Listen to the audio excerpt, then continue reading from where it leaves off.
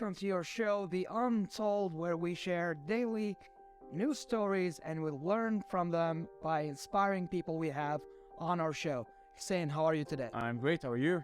I'm pretty good. So, today is different. Yes, adventurous. We're going to talk about adventures. Yes. We're going to talk about setting world records. Comfort zones. Right? Comfort zones. And my question to you is, what do you think you and I can set a record on and enter the Guinness World of Records? What do you think we could do? The amount of episodes we can record in a recurring basis. A record for how many episodes? I'm sure we can. Podcast has. Yeah, I'm sure we can go to like 1,000. Yeah, and beats. We have the most episodes, but quality over quantity, my friend.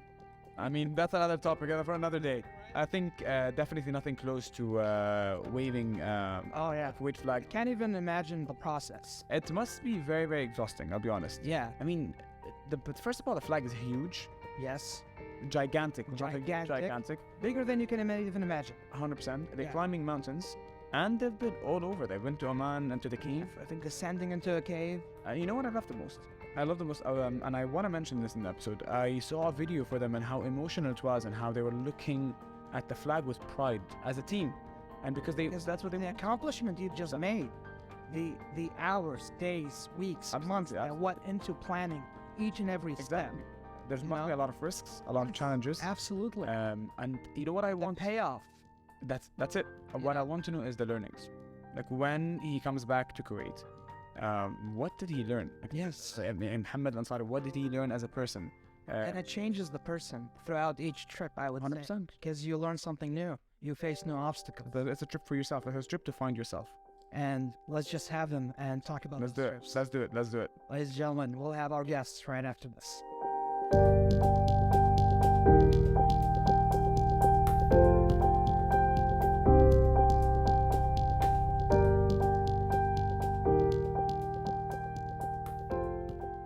And we're back to our show, The Untold, joined by our special guest from the K-Flag team, Mohammed AlAnsari. How are you? Very well, thank you. Welcome on the show. Thank you. I can't wait to honestly hear about the untold stories. There's always a very interesting story to every guest. And I think yours is going to be full of adventures. Very, very adventurous. Full of lessons as well. Full of lessons, hopefully. Well, let's start broad. K-Flag team. Who's on the team? What is the team? Purpose of the team? What do you guys achieve? Well, to begin with, just a brief history, let's say. There was a group of managers and team leaders from the oil sector. They, I wouldn't say established a team. They were just a group of friends that happened to be in the oil sector. Afterwards, Bad Khawazed, the team leader, had a vision to establish a new team and not just restrict the membership on the oil sector, but rather than to open up to everybody. Anybody interested, they can simply contact any member of the team and join.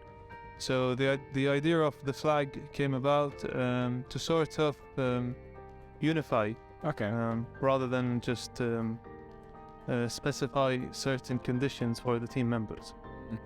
When we say the idea of the flag, what do you mean the idea of the flag? Are we talking about raising the flag in certain locations to get the record? It started to get a record, yes, but right before getting the record, right before having the idea of breaking or establishing new records, I'd say Fuad was thinking about something that unifies people, something as a symbol.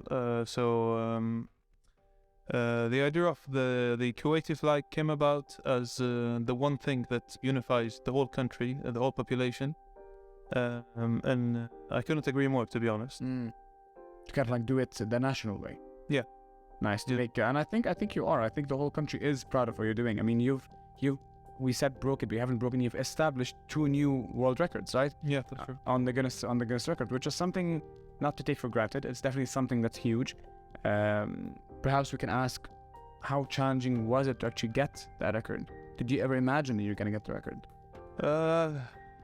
Not really, to be honest. Yeah, if I'm being honest, I never thought of breaking or even granting any record.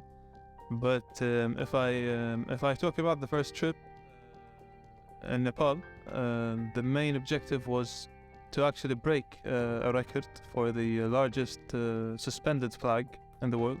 Okay. Due to technical, I'd say, conditions of Guinness, we couldn't grant it in 2018, but rather we established a new record in 2022, last year, followed by this year, establishing another new record. Nice. I think the best part is that when people, because I think you're someone that's definitely focusing on the journey and not just the results. And it's so interesting because we spoke to you before we go on live, that you're not really focusing so much on the daily process. You're just focusing on the journey, and the results are, well, I broke a record, I broke another record, and here I am doing interviews, and suddenly you're influencing more people. The one thing I can tell you about myself is I'm very flexible. Yeah, I mean, we can see that. I think you have to in these conditions where you try to put yourself in an environment you're not used to. You want to achieve a record and set a record. It takes a lot. But to better explain it to the audience, how about you start with one of your trips, start to finish, what it takes. And also I'm more curious about what it takes to make it to the World of Records for Guinness. What is the process? You mentioned that there were some conditions that they had that didn't allow you to achieve the record the first time. So talk more about that process and maybe one of the trips from start to finish, what it takes. Well, it really depends on the sort of personality you have. For example, myself, as I've just mentioned, I'm very flexible. Well, basically, if I'll talk about the last trip, last month, I just knew that I have to be at the airport on the was it the 21st, I'd say, and I'll be back on the 26th. Would change to the 27th afterwards. Okay. I knew that I need certain attire, I need certain gear, but apart from that, no. You just went with the flow. Yeah, exactly. I love that. I mean, you're going with the flow. Exactly. Well, I knew where the place was. I knew that I was rock climbing in this experience. I knew that I was supposed to camp 2 or 3 nights, which turned out to be more, actually. Yeah. Because these things are usually dynamic. Yeah. You can't have something set and just stick to it. In terms of everything, adventures, then climbing and so on. Yeah. Okay. Everything. Yeah. Like from the amount of time you'd need. I'd say the type of gear you'd probably use. You have to be very dynamic. I mean, it's definitely something that's very niche, and not everyone does it. Yeah. Not everyone's gonna wake up tomorrow and be like, maybe go climb a mountain in Nepal, or go wave a flag in somewhere in the world. No, you can't wave it. You cannot even you can wave it. The question is like, what does it take for someone to fall in love with such a thing or such an adventure? And because it must be full of challenges. Yeah. It might sound as if it's a walk in the park at the start, but it must be full of challenges. Well, the thing is, if you choose to stay in your comfort zone, you'll never be able to grow. Okay. Yeah. Nice. You'll never grow. If you stay on your inside your comfort zone, you'll never be able to achieve growth or grow not even the slightest bit. And so, and this kind of trips basically it tests you to the limit. So, what is your comfort zone? Speaking of it. Well, having a decent chair. As simple as that. No, if I'm being honest, something as simple as having a decent shower. Which is true. And what happens, since you adapt, what happens when you're outside your comfort zone? Everything changes. Right? You get a different perspective of the world. You kind of appreciate the small details, the small luxuries you have for granted. Yeah. I'd say that. Which you wouldn't appreciate it otherwise, I think, because we live in a country or a place where everything is so available. And then you're suddenly taken from this place where you have a comfortable bed, a good shower, and good coffee and good food and everything. and simply you travel all over that place, and you think you're going to be missing. Stranded. You feel like you're. The thing is, I think you would think, maybe, mark me if I'm wrong, you might think that you're missing just a bed, but you realize that you're missing all the bathrooms, you're missing the fire, you're missing electricity, you're missing the extreme basics, which must teach you so much about yourself before anything else. Survival. Right? To survive under these conditions. I wouldn't say survival in case where we have food, but yes. Right. No, perhaps it could be a journey of not just survival, a journey of self-discovery. Very mental, to be honest. Because you spoke about the comfort zone. I just wonder how it feels, as Ahmed just asked you, when you step outside the comfort zone. It must feel very uncomfortable. Yeah. I mean, once you do it once, it gets easier. You get very comfortable. Okay. I wouldn't say comfortable as much as you adapt. More tolerable than the first. The more you do it. Precisely. Right. Precisely. And But that's, I think that's the whole point of a comfort zone, right? I think it's more about Mohammed AlAnsari sitting in a place where he can do 1, 2, and 3, and suddenly he goes and he's facing a new, let's just say, climb, for example. You climb the mountain, you realize, oh wait, I can't do this now. But after you do it, the question becomes, or the answer becomes, oh wait, now I can do it. And then you aim for a bigger mountain, and a bigger mountain, and a bigger mountain. Uncomfortable for a day, comfortable the next, and then you have to destroy that new comfort, and it's just an never-ending process. I want to touch up on the mental psyche, because I think that's harder than just the physical parts. Yeah. So the physical part we can see, we can understand to an extent, but talk to us about the psyche you're at, how you handle the pressure mentally. Well, following what you've just mentioned about climbing and the comfort zone and this stuff, you're outside your comfort zone and you're camping, basically. Like everything. Since day one, you're outside your comfort zone. That's it. Yeah, whether you're climbing or not, whether you're walking or not. Yeah. Whether you're just sitting in the camp or not, you're outside your comfort zone. You're still outside 100% normal environment you find yourself in. Yeah. So you don't get the everyday luxuries you take for granted here. So if I was to take a hypothetical situation, Mohammed AlAnsari without the adventures, Mohammed AlAnsari with the adventures. So would you be the same person today? Definitely not. Definitely not. It's added to your personality. Yeah, I'd say it taught me how to be calmer. Usually, how to You are very calm. Yeah, well, I'd say thank K-Flag for that. I mean, you're very calm and very adaptable, to be honest. A lot of things we've seen.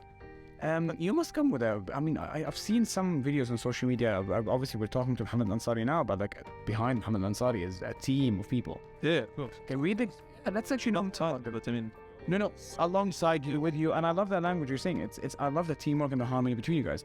It's a group effort. Right? It's a group. And you're all acknowledging it. Let's hear more about it. Tell us about the group. Well, the group, you have very random people from everywhere. That's great. So different backgrounds, and then back to the different disciplines, different jobs, different experiences. I met, I'd say, so if I'll talk about my first trip, I just knew 2 people out of 10. The second trip, maybe 3 or 4 out of 12, and then my last trip, I just knew 5 or 6 people out of 19. Oh my God! Wow. Yeah. So as I've just mentioned, it's including this particular aspect. It's dynamic. So people change, people come and go. The beauty of it is you get to know new people with the same or similar interests. You learn new stuff together. You help each other. How many different professions would you say are in the team? On the team? Oh, a lot. Like, just name a few off the top of your. Well, engineers, like yourself. Yeah, doctors. So many soldiers, firemen, policemen. But I love how you're all sitting down to have one common goal, and you're sitting on a table that we're all very different, we're all very common. One common goal. Well, around the fire, not on a table. I mean, honestly, Hamid, I think it's so interesting because, like, seeing you right now and having met you, and I'd just say, no wonder you're someone this adaptable. And you're going to every trip, you know what, 2 out of 10, or it's just a very, you know, the minority of the group, and then you're forced to adapt to the people. And I think the hardest thing to do in life before anything else is to actually adapt. And you've learned that as a skill, and that's interesting. And this conversation is quite interesting, and we'll carry on right after this.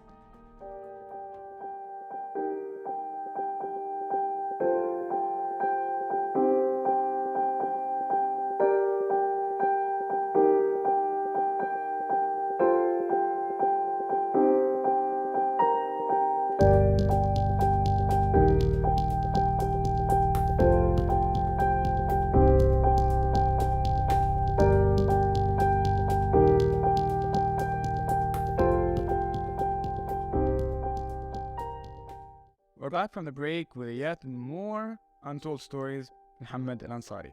Mohammed, let's just dig deeper into the side of the records. A lot of people are now hearing about how you won 2 records, you and the team, of course. Let's talk about the first one. So the first one was when you climbed the peak. Am I right? Yeah. Okay. So obviously it's very, on paper, it's very easy to read it on paper. It's easier said than done. But obviously behind it is a whole long story, planning, and probably months of planning.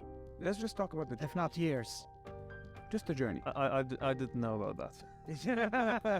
I just showed up. I'm just here for the ride. Okay, so that's just to say. So you showed up. Okay, so let me get it straight. So Mohammed AlAnsari was sitting. He got informed about this trip. Yeah. And you agreed to it. Yeah. Okay. You traveled with them. Yeah. You went there. Yeah. You're told you have to climb a mountain. Was that so normal for you? Very, very okay. I'm just gonna climb a mountain. That's very okay. I mean, if everybody never done it before, if everybody is, why not? Why not? Yeah. Okay, that's a lot of bravery. Were you concerned about the risks involved? I didn't ask about that, to be honest. Were you trained to climb a mountain before? Well, it's not an actual climb like the one you see usually, like with ropes and stuff. It's called hike. It's a hike up. It's called trick. It's a hike. Yeah. So you hiked up with a flag. Yeah. And the whole goal was to reach the peak. Yeah, and then wave. Yeah. Talk to us about the journey. Well, first of all, we didn't walk or hike with the flag. The flag was delivered by a helicopter to the unfurling spot. I'm imagining this flag being also not just too big, but also this heavy to carry. Yeah. Range. Yeah. What's the actual size? Well, if you know, it's about 100 meters by 30 meters. Oh, we're talking. Okay, that's a billion. Yeah, that's a. Okay. Yeah. If you'd like to imagine the sort of size it has, basically it covers a whole football pitch. Okay, fair enough. All right. Yeah. It weighs around between 160 to 180 kilograms. Yeah, that's yeah. I'm still wondering. I can't. I'm not gonna carry it in very the chopper yet. Drop it down. Yeah. Okay. So that was the first one. Yeah. And then the second one is. The second one was unfurling the flag inside the cave, and Oman. Yeah, inside the cave. Yeah. Yes, Oman's biggest cave, or deepest cave. Big? No. It's big enough to have a flag. It's maybe, but I'm not quite sure about this. Yeah. Was it the same sized flag? Yeah. Open there. Yeah, that's the exact same flag. Same exact flag. Yeah. Now, these two got an official record with the Guinness World of Records. Yeah. What is the process to deal with it? Submit. Do they have an officiate coming in to like watch the process to make it legit? Talk to me about that process. No, may I call a friend? Like. No, I think again. I mean, you can ask me. I could say that there's guy does the hard work of planning, everyone else does the application. Yeah, administrative work isn't my thing. I think that's all. You know what I love most about the records? I watched the video that you posted about Oman's, and when you put the flag in the cave. The best part is the video when you guys were hugging each other, and you were looking at the flag and your national anthem. Yeah. For me, honestly, got me goosebumps. Just felt that a lot of harmony, a lot of love between each other, and I just felt the importance of teamwork to get to that result. So the question is, like, at that moment, how did Mohammed AlAnsari feel after he achieved the result? Looking at the flag in front of you. I felt very proud that we've actually done it. If we're talking about technicality in terms of unfurling the flag, I personally believe that this latest trip was, I wouldn't say the most dangerous, I'd say the most challenging in terms of unfurling the flag, because basically the flag was lowered inside the cave, Was it also brought in by a chopper? No, but by car. By cars? Yeah. Okay. Yeah. Folded? Folded by car, yeah. But so then someone had to carry it into the cave? It was lowered by a winch. Lowered by a winch? Yeah. The challenging part was the technical, I'd say the technical assembly in terms of hanging the flag. It was basically dangling from the top, the opening of the cave, around 120 meters. We couldn't get it as high as required, or not required, as high as we hoped. Yeah, because of again technical things, like the arrangement of rocks, how they overlap with each other. Okay. It was very challenging. If I'm talking about this aspect. The second thing was to actually unfurl it inside the cave, so it wasn't fully suspended, so a huge part of it was just dangling on rocks on the cave bed. Okay. Now, going into this, what role did you serve as well as the other team members? Does each member have a different role to play inside the cave? Like, you had to do this task, that person had to do that task, one person is a medic.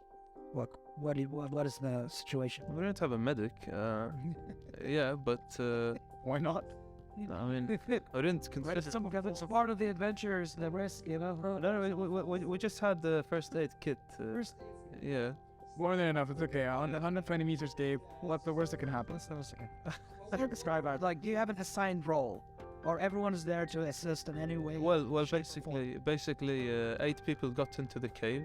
And yourself included? Yeah, okay. Myself included, yeah.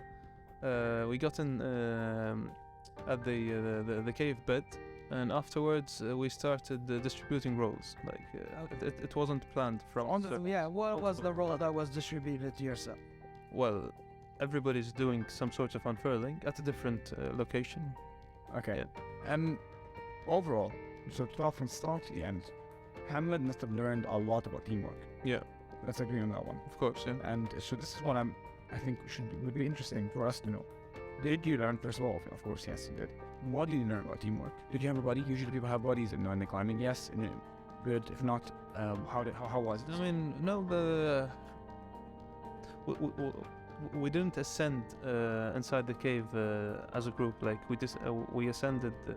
Descended. Sorry, we descended inside the cave one by one, because you're on ropes. On ropes, yeah. Yes, exactly. I saw that. Yeah. So every climber was attached to 2 ropes. Okay. One being the main one, and the other being a safety rope. Yeah. So as a safety consideration, we weren't allowed to climb or to descend more than one person at a time.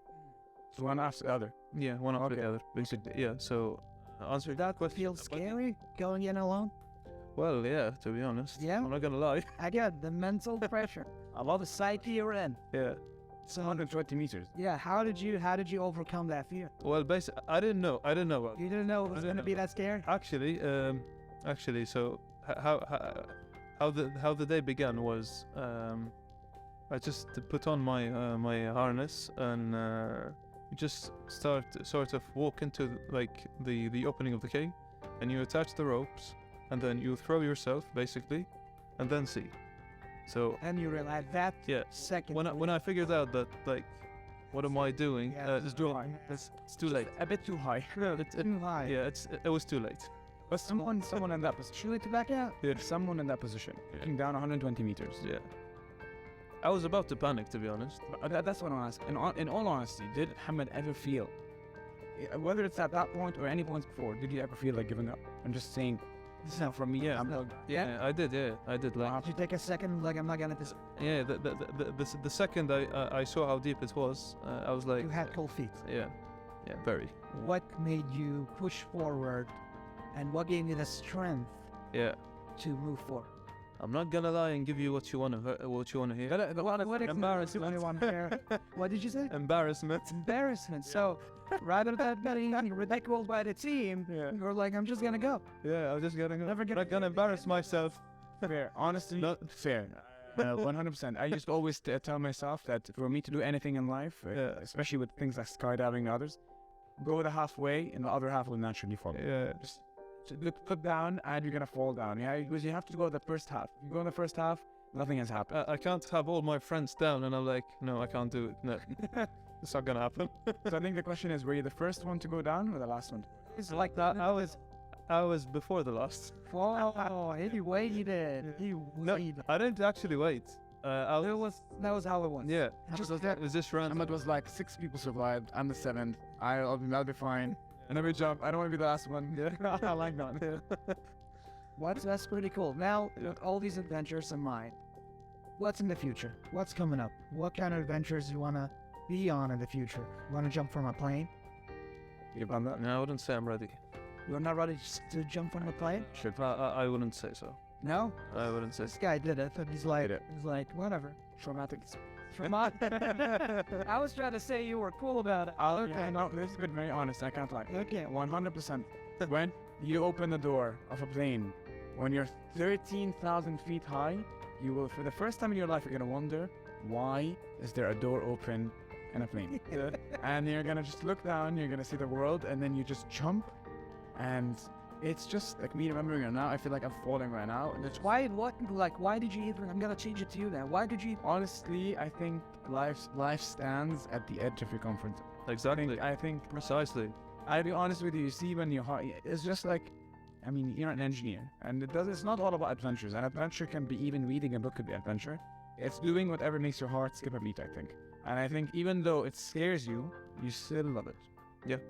I guess without passion, we can't do these crazy things. 100%. You know, that's the driving force, you would agree, is having passion for whatever you want to do in life. Correct? Yeah. So you're like, I'm not sure. I just did it. I don't even have passion, but that's just what I'm doing. You know, I was just with the flow. What's next? What's next? I'm not sure whether I can disclose, to be honest. Okay, no need for specifics. Let's assume you get in terms of K-Flag, I'm talking. Yeah. No, of course. Yeah, nothing personal. Like personal adventures. Yeah, adventures and nothing sad. Something you want to achieve. Nothing you've always wanted to. All I want to do. But he has something that he's not. I mean, something secretive. I'm assuming a big plan that's coming up. Yeah, sure. There's a bigger. A part of the team. Yeah. Yeah. Okay. Yeah. So there's more to look forward for K-Flag. Yeah, hopefully. Well, at least you heard it here first. Not the other time. Exactly. I think it's time to kind of like, a lot of the viewers would be obviously looking for advice from someone that's into the adventure field. I mean, you're an adventurer. I think more than an adventurer, you're someone very honest. You're someone very adaptable to change. I think that's what makes a successful person in life in general. It's not about what you know, the books, it's about the life skills that you have. So if there was like an advice, out of everything you know, what would you actually tell people? Are you referring to anybody who's thinking about having an adventure? In general? Or I'd say in general, not necessarily adventures. Because in your experience, what could you advise people? 100%. Learn to appreciate the small things. The small things? Yeah, the small luxuries, yeah. Anything you get for granted. Take for granted. Yeah. Little small. Yeah, exactly. Okay. It's kind of like the little things that we take for granted, such as the nice showers, anything really, anything. It's like the movie cast anyway. Like the movie. Be appreciative. Something as simple as good speed Wi-Fi. I mean, any Wi-Fi. I mean, nice. And it's been a lovely conversation, learning about your adventures, living through your stories, and sharing them with the world. Thank you for your time. Thank you. Thank you very much. Honestly, thank you. And we'll be right back for our wrap-up.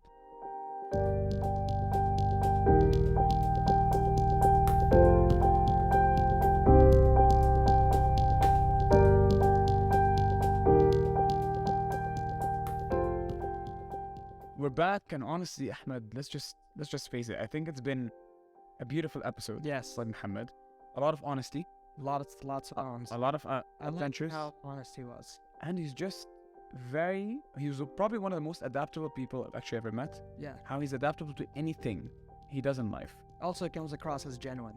He does. I think he does. Genuine. He says the things that people should hear. Yeah. And I like that he's like, I didn't really prepare for this. I just went on this journey. And 100%. Look at where it took him. 100%. From the first trial and error Yes. to setting 2 records after that. And as he said, more things coming for K-Flag and their team. I'm sure there is. The one thing I liked about Mohammed is that, so if you imagine you're climbing a mountain, people usually look at the peak and they can't wait to reach the peak. Mohammed just showed us an example of someone that's really just looking at the peak is like, okay, I'll reach it one day. But then he lives the next day, he sleeps, he wakes up the next day, he's halfway through. Sleeps, wakes up, and he's 3/4 through. And then at some point, Accomplished it. he's like at the top. Now you ask some question hidden yet. The way he talks about it, I feel like it hasn't really hit you yet. 2 records. Yeah, it's 2 records. Just going on 3rd. Can't tell you about it. You know. 120-meter cave. It's very normal, But then again, he confessed that he wouldn't jump outside a plane. I mean, that shows that this guy still has. There's a limit. It's not limitless, but honestly, what he's done, I think, what I love Quite inspiring. as an engineer, Yes. to step into something he has nothing to do with, Nothing to do with. is quite insightful, very inspirational. Because a lot of the guests watching this, I am sure, they have something that they're interested in, partly interested in, trying to find themselves. And just all I can say is, just like Mohammed did, take adventures. And that's the beauty of our show. We get to share these stories Exactly. with everyone at home. And that's all we have for tonight's episode. Let's wrap up. Please join us next time for a brand new episode of The Untold with a brand new guest.